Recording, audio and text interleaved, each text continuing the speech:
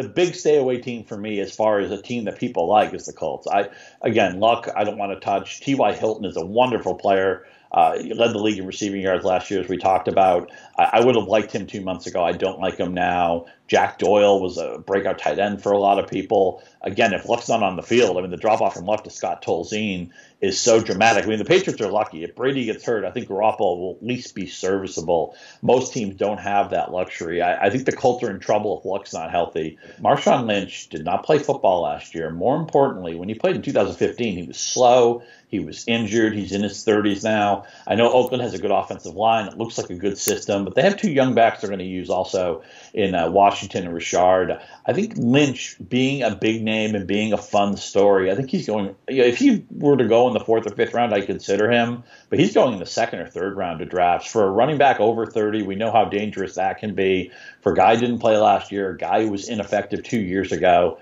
Marshawn Lynch basically may not be on my draft board. I just don't trust him. And a couple other guys I'm trying to stay away from. When you look at premium wide receivers, you really need them to be tied to a quarterback you trust. And last year, Hopkins in Houston, the quarterbacks let him down. He had a terrible season. Allen Robinson in Jacksonville, a breakout player 2 years ago, was terrible last year because of Blake Bortles. We talked about the importance of the preseason. He's been awful, maybe losing his job, more for the financial risk the team sees down the road than maybe how Bortles is playing right now. But then that would downshift him to Chad Henne, who may be worse than Bortles. I don't want DeAndre Hopkins in the 2nd or 3rd round. I don't want Allen Robinson in the 2nd or 3rd round. It sounds like the most simplest thing in the world. You want your fantasy receiver with a good quarterback.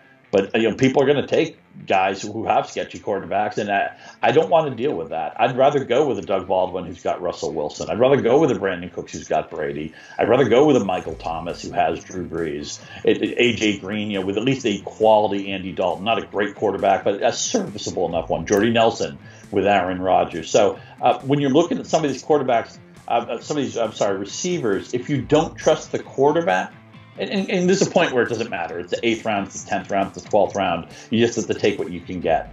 But when I'm making my 2nd or 3rd or 4th pick, if I don't trust the quarterback tied to the receiver, I'm not taking the receiver.